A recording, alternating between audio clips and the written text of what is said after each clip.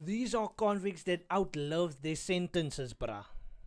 Some of them are, I think, 200 years old, so let's check this out.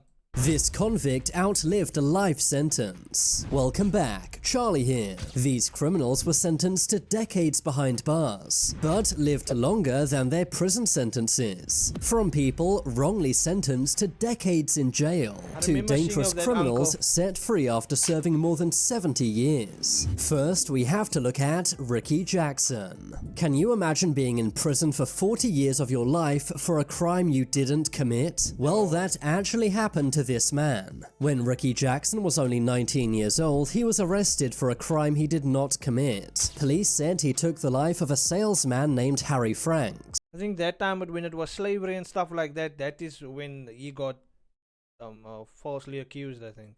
The only evidence cops had was a witness statement from a 13-year-old named Eddie Vernon. Aside from that one witness, there was zero physical evidence. We want to know where's Eddie Vernon right now, bruh. That's all, because he basically cost this guy 40 years of his life. Where is Eddie Vernon, bruh? They have to put him for 40 years in his life and then he can come out. Despite this, Ricky Jackson was found guilty. He was initially given the death sentence, but after several appeals, this was changed to a life sentence. Ricky was sent to prison in 1974. He thought he was going to die behind bars, but in 2013, the witness, Eddie Vernon, broke down in tears. Eddie admitted he did not see Ricky take the life of Harry Franks, and how do you take so long to confess, bruh? How do you take 40 years? 40 years and you get chance to remember 40 years. He should be locked up, bruh. For 80 years at least. Instead was coerced into saying this by cops. It turned out Eddie Vernon never even saw the attack take place. This shocking revelation meant that Ricky Jackson was finally released. He was given freedom in 2014 after spending 4 decades behind bars. But sadly, this meant he was now an old man at the time. Ricky Jackson was given $18 million in compensation. But some say that's not enough for all of those decades lost. But would you take $18 million to lose 40 years of your life? Personally, I definitely wouldn't. Moving on, we have to look at Betty Smithey. Betty Smithey is America's longest-serving female inmate. In 1963, this woman took the life of a minor. For this crime, she was given a life sentence. But while she was behind bars, she managed to escape 4 times, although she was caught again every time. Eventually, she decided to stop trying to escape and instead improve her life. She got educated behind bars and began writing poetry. In 2003, Betty applied for parole. She was rejected, but in 2012 she appealed again, and this time she was finally freed. She spent 49 years behind bars, but was finally made a free woman at 69 years old. Some said she should never have been released due to her crimes, but the judge believed Betty had changed behind bars. What do you think? Is 49 years in prison enough? Oh, that's quite a thing. Do you trust somebody after 49 years that they changed? Well, the blood is going to be on the judge's hands if this lady does anything sinister while she's out. I'm assuming last time that was in 2012, right? We are basically more than 10 years past this. So she done nothing that I heard of, anything like that.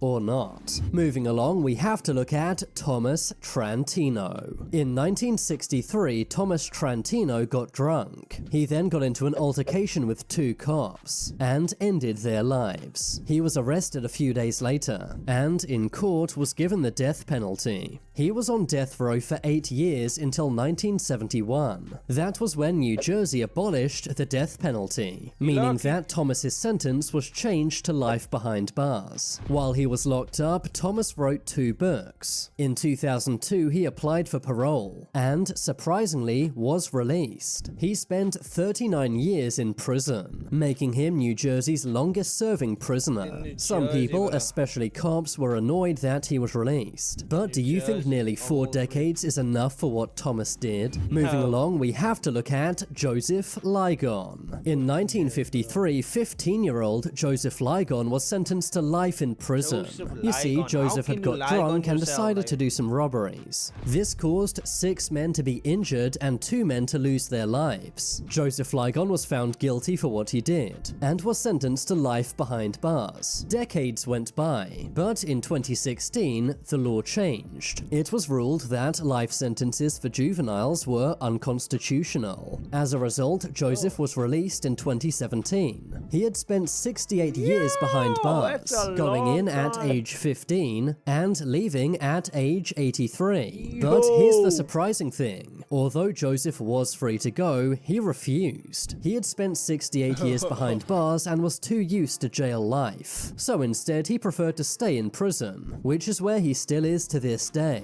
Next, we have to Yo. So when he decides, okay, today I wanna go out just to see how life is outside, you know? Yeah, he can do that, right?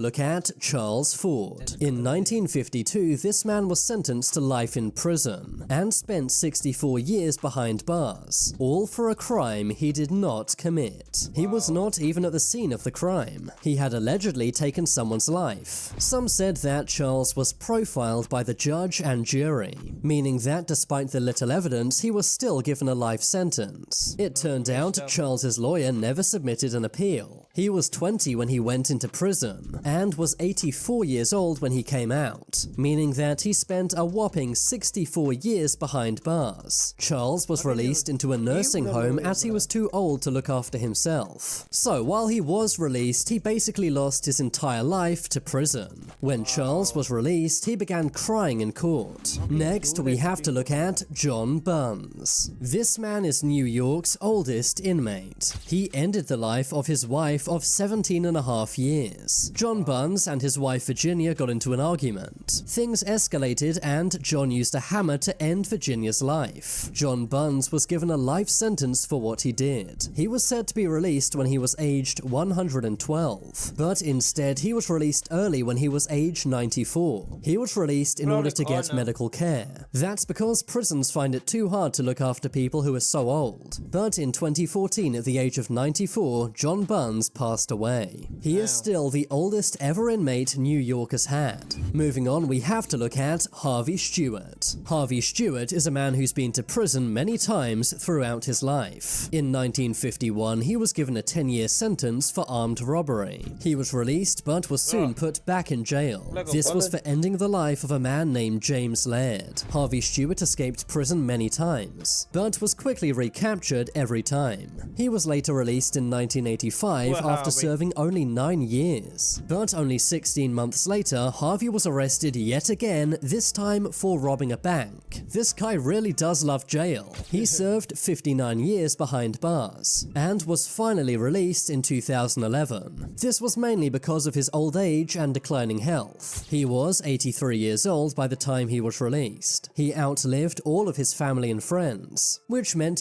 Yo, so he's the only one living this bloodline.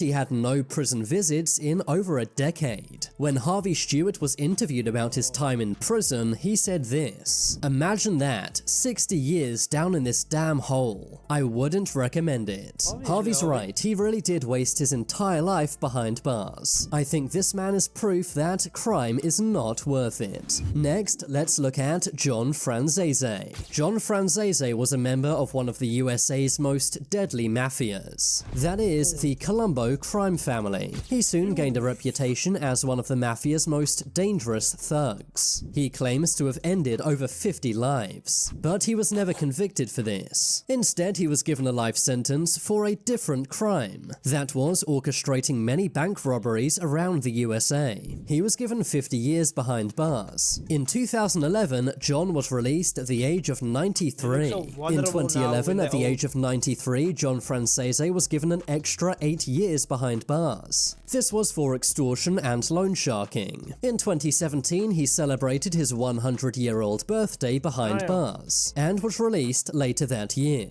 In total, John Franzese spent over 40 years in the can, meaning that he basically lost half of his life. I guess that's the price you pay when you're in the mob. Finally, let's look at James Moore. In 1962, James Moore ended the life of a 14-year-old named Pamela Moss. crimes. He was given a life sentence. While in prison, he did Okay. various jobs and also got an education. He requested to be released 20 times, but every time the judge said no. That was until June of 2022. He was finally released after spending 60 years behind bars, but he is now in full-time care and had to have both of his legs amputated. Now it's time for you to make your voice heard. Comment below, do you think life sentences should be allowed? If you, this is it. If you unalive somebody, bruh, you shouldn't see daylight ever again. You should be in solitary confinement, bruh. You should be in that place there. They should just pass you your food in solitary confinement. You shouldn't come out. You shouldn't have the rights of a normal person outside, because you basically getting the. I don't think, bruh. You getting. Yeah, no, bruh. You shouldn't see daylight. You should be there. You should throw you in there. Only thing that can open is the thing where they give you your food. That's the only thing. And for other murders, where you take a life, bruh, no, you shouldn't see daylight ever again.